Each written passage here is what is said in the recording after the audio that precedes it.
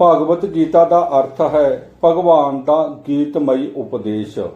ਇਸ ਨੂੰ ਆਮ ਤੌਰ ਤੇ ਗੀਤਾ ਕਿਹਾ ਜਾਂਦਾ ਹੈ। ਇਹ ਭਗਵਾਨ ਕ੍ਰਿਸ਼ਨ ਅਤੇ ਸੂਰਬੀਰ ਯੋਧੇ ਅਰਜਨ ਵਿਚਕਾਰ ਹੋਏ ਵਾਰਤਾਲਾਪ ਉੱਤੇ ਆਧਾਰਿਤ ਹੈ। ਗੀਤਾ ਦੇ 18 ਅਧਿਆਏ ਅਤੇ 700 ਸ਼ਲੋਕ ਹਨ।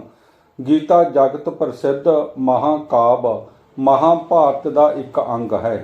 ਇਸ ਵਿੱਚ ਭਗਵਾਨ ਸ੍ਰੀ ਕ੍ਰਿਸ਼ਨ ਅਰਜਨ ਦੀਆਂ ਸਾਰੀਆਂ ਪਰਮਾਰਥੀ ਸਮੱਸਿਆਵਾਂ ਦਾ ਹੱਲ ਕਰਦੇ ਹਨ ਅਤੇ ਅਰਜਨ ਦੇ ਸਾਰੇ ਸ਼ੰਕੇ, ਭਰਮ, ਭੁਲੇਖੇ, ਦੁੱਖ, ਤਕਲੀਫਾਂ ਅਤੇ ਮੁਸ਼ਕਲਾਂ ਦੂਰ ਕਰਦੇ ਹੋਏ ਮਨੁੱਖਾ ਜਨਮ ਦੇ ਮੂਲ ਉਦੇਸ਼ ਬਾਰੇ ਗਹਿਰ ਗੰਭੀਰ ਚਰਚਾ ਕਰਦੇ ਹਨ।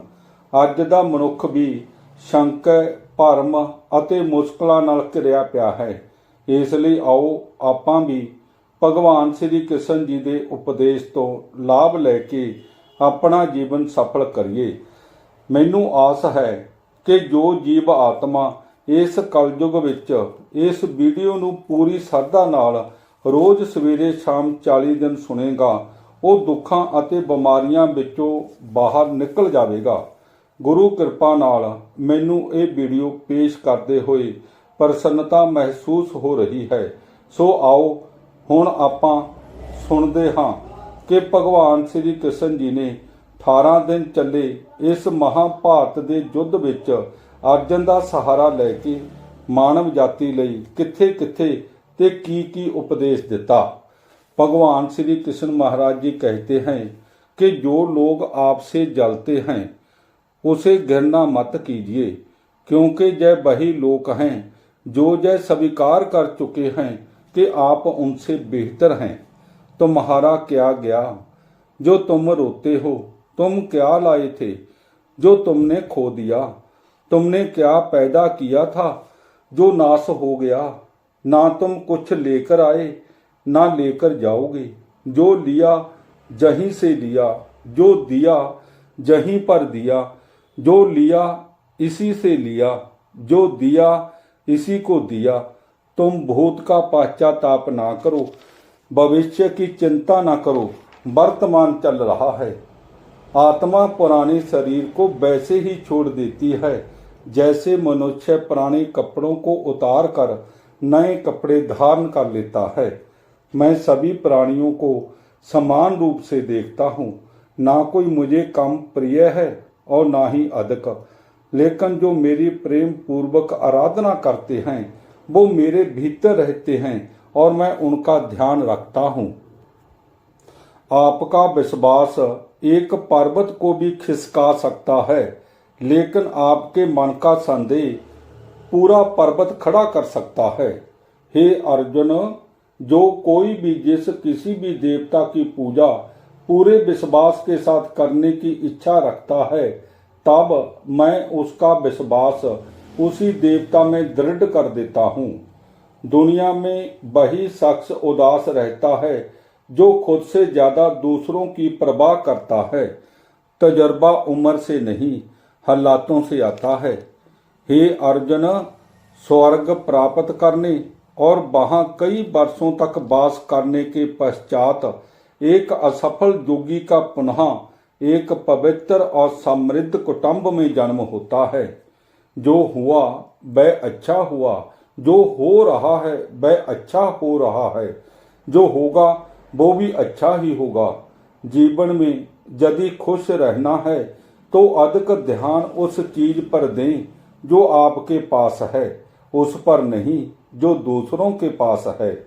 जो व्यक्ति स्पष्ट और सीधी बात करता है उसकी वाणी कठोर जरूर होती है, लेकिन वह कभी किसी के साथ छल कपट नहीं करता। अरे गुजर जाएगा यह दौर भी, जरा सब्र तो कर, खुशियां ही नहीं रुकी तो गम की क्या औकात है। आत्मा पुराने शरीर को वैसे ही छोड़ देती है जैसे मनुष्य पुराने कपड़ों को उतार कर नए कपड़े धारण कर लेता है। दो प्रकार के व्यक्ति इस संसार में स्वर्ग से भी ऊपर स्थित होते हैं।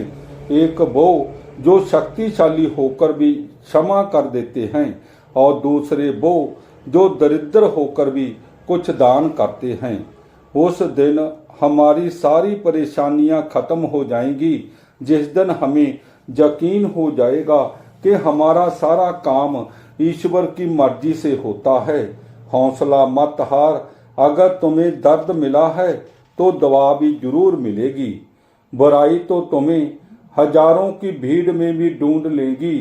ठीक उसी प्रकार जैसे गायों की झुंड में बछड़ा अपनी मां को ढूंढ लेता है, परंतु जो बंसरी वाले को दिल से मानता है वह बुराई में भी अच्छाई को ढूंढ लेता है। जब उम्मीदें टूटने लगे, कोई रास्ता दिखाई न दे, तो एक बार, सिर्फ एक बार भगवत गीता की शरण जरूर ले लेना। झुकना बड़ी अच्छी बात है, क्योंकि निम्रता की पहचान है, पर आत्म सम्मान खोकर झुकना बड़ी दुख की बात है। सब लोग यही बोलते हैं कि दुनिया मतलबी है, पर यह कोई नहीं बोलता कि मैं मतलबी हूँ। जो आपका है वो आपको मिलकर ही रहेगा, फिर चाहे उसे छीनने के लिए पूरी कायनात एक क्यों ना हो जाए। मेरा तेरा, छोटा बड़ा, अपना पराया मन से मिटा दो, फिर सब तुम्हारा है और तुम सबके हो। कभी अपनी तारीफ भी खुद कर लिया करो, क्योंकि बुराई करने के लिए रिश्तेदार जो बैठे हैं। प्रार्थना करो केवल इसलिए नहीं कि आपको कुछ जरूरत है, बल्कि इसलिए कि हम शुक्रगुजार हैं उसके लिए जो कुछ हमारे पास है। अपनी इच्छा शक्ति के माध्यम से अपने आप को नई आकृति प्रदान करें। कभी भी स्वयं को अपनी आत्म इच्छा से अपमानित ना करें। इच्छा एकमात्र स्वयं का मित्र होता है और इच्छा ही एकमात्र स्वयं का शत्रु भी। दुनिया बड़ी भुलक्कड़ है, वह तो उतना ही याद रखती है जितने से उसका मतलब होता है। अच्छी नीयत से किया गया काम कभी व्यर्थ नहीं जाता और उसका फल आपको जरूर मिलता है। जो अच्छा लगे उसे ग्रहण करो और जो बुरा लगे उसका त्याग, फिर चाहे वह विचार हो, कर्म हो या मनुष्य। समय, सत्ता, संपत्ति और शरीर चाहे साथ दे चाहे ना दे, लेकिन समझदारी और अच्छे संबंध साथ देते हैं। झूठ, धोखा और बहाने आपको कुछ पल की खुशी देंगे, लेकिन इसकी कीमत आपको भविष्य में चुकानी पड़ेगी। पूर्णता के साथ किसी और के जीवन की नकल करके जीने की तुलना में अपने आप को पहचान कर अपूर्ण रूप से जीना बेहतर है। समय जब न्याय करता है तब गवाहों की जरूरत नहीं पड़ती है। जिंदगी में उतार चढ़ाव और सुख दुख के बाद भी जो आपका साथ ना छोड़े, उस व्यक्ति की आप हमेशा कदर करें। रिश्तों को जोड़े रखने के लिए कभी अंधा, कभी गूंगा और कभी बहरा होना पड़ता है। मौन सबसे अच्छा उत्तर है किसी ऐसे व्यक्ति के लिए जो आपके शब्दों को महत्व नहीं देता है। बुराई बड़ी हो या छोटी हमेशा विनाश का कारण बनती है, क्योंकि नाव में छेद छोटा हो या बड़ा नाव को डुबो ही देता है। गरीब रहोगे तो कोई ध्यान नहीं देगा, मेहनत करोगे तो सब हंसेंगे और कामयाब होगे तो सब जलेंगे। समय यही सिखाता है कि जिंदगी किसी का इंतजार नहीं करती और ना ही किसी के लिए रुक सकती है। परिवार और समाज दोनों ही बर्बाद होने लगते हैं जब समझदार मौन और ना समझ बोलने लगते हैं। पतझड़ हुए बिना पेड़ों पर नए पत्ते नहीं आते। कठिनाई और संघर्ष सहे बिना अच्छे दिन नहीं आते। जितना कम बोलोगे उतना ज्यादा प्रभावशाली आपके शब्द होते जाएंगे। तुम्हें सिर्फ अपने कर्म करने का अधिकार है, किंतु कर्म के फलों के तुम अधिकारी नहीं हो। तुम ना तो खुद को अपने कर्मों के फलों का कारण मानो, ना ही कर्म ना करने में कभी आसक्त हो जाओ। अपनी पीड़ा के लिए संसार को दोष मत दीजिए, अपने मन को समझाओ। तुम्हारे मन का परिवर्तन ही तुम्हारे दुखों का अंत है। लोग कहते हैं पैसा रखो, बुरे वक्त में काम आएगा, लेकिन सच तो ये है कि सिर्फ श्री कृष्ण पर भरोसा रखो, वो बुरा वक्त ही नहीं आने देगा। बीता हुआ कल जिंदगी को समझने का एक अच्छा मौका है और आने वाला हर लम्हा जिंदगी को जीने का दूसरा मौका है। अगर आप उन चीजों की कदर नहीं करते जो आपके पास हैं, तो आप कभी खुश नहीं रह सकते हो। जहां आदर नहीं वहां जाना मत, जो सुनता नहीं उसे समझाना मत, जो पचता नहीं उसे खाना मत, और जो सत्य पर भी रूठे उसे मनाना मत। जिंदगी खेलती भी उसी के साथ है जो खिलाड़ी बेहतरीन होता है। दर्द सबके एक जैसे हैं, मगर हौसले सबके अलग अलग हैं। भगवान श्री कृष्ण कहते हैं, किसी को सजा देने से पहले कुछ समय रुक जाएं और याद रखें, अगर किसी की एक गलती माफ करोगे तो मैं तुम्हारी 100 गलतियां माफ करूंगा। जो जितना अधिक शांत होता है वो उतनी ही गहराई से अपनी बुद्धि का प्रयोग कर सकता है। मैदान में हारा हुआ इंसान फिर से जीत सकता है, लेकिन मन से हारा हुआ इंसान कभी नहीं जीत सकता। उदय किसी का भी अचानक नहीं होता, सूर्य भी धीरे धीरे निकलता है और ऊपर उड़ता है। धैर्य और तपस्या जिसमें है वही संसार को प्रकाशित कर सकता है। अगर आपका कोई शत्रु नहीं है तो इसका मतलब यह है कि आप उन जगहों पर भी खामोश थे जहां बोलना बहुत जरूरी था। सबसे समझदार और स्थिर बुद्धि वाला व्यक्ति वही है जो सफलता मिलने पर अहंकार में नहीं आता और विफल होने पर गम में नहीं डूब जाता। किसी की मीठी बातों का ये मतलब नहीं होता कि आप उसके लिए खास हैं। कभी कभी कबूतर को खिलाने के लिए नहीं बल्कि पकड़ने के लिए भी दाना डाला जाता है।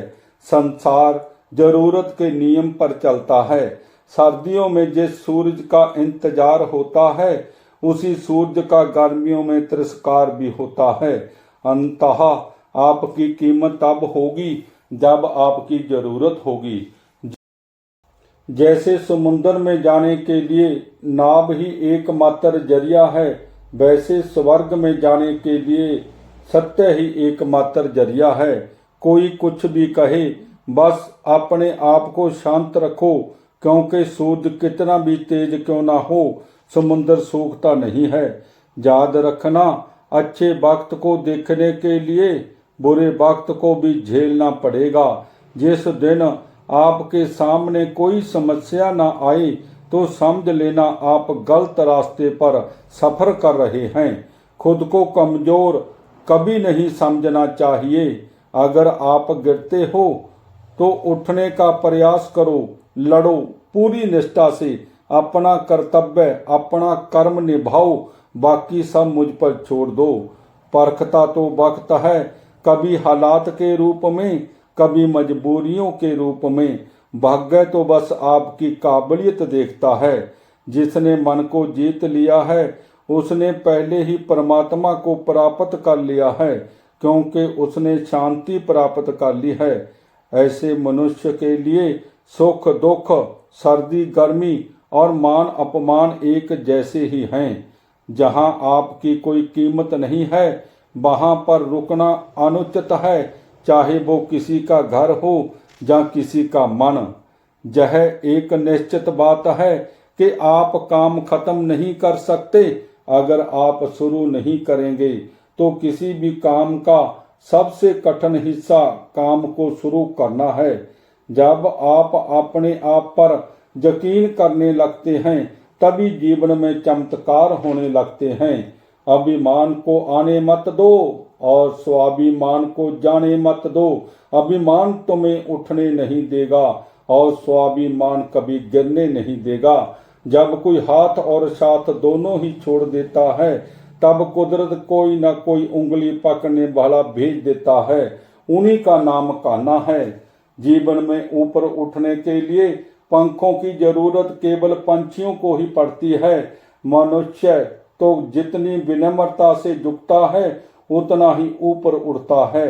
हवाएं अगर मौसम का रुख बदल सकती हैं तो दुआएं भी मुसीबत का पल जरूर बदल सकती हैं। ढूंढना है तो अपनी परवाह करने वाला ढूंढो, क्योंकि इस दुनिया में आपको इस्तेमाल करने वाले तो आपको ढूंढ ही लेंगे। अगर इंसान में कुछ करने की इच्छा हो तो दुनिया में कुछ भी असंभव नहीं है। जो भाग्य में है वो भाग कर आएगा, जो भाग्य में नहीं है वो आकर भी चला जाएगा। इसलिए बेहिसाब हसरतें न पालिए, जो मिला है उसे संभालिए।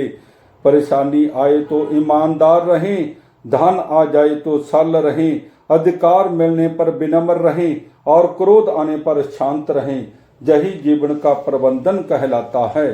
रोना बंद करो और अपनी तकलीफों से खुद लड़ना सीखो, क्योंकि साथ देने वाले भी शमशान से आगे नहीं जाते। जो दिल में है उसे कहने की हिम्मत रखो और जो दूसरों के दिल में है उसे समझने की समझ रखो। रिश्ते कभी नहीं टूटेंगे। जय श्री राम। हर हर महादेव।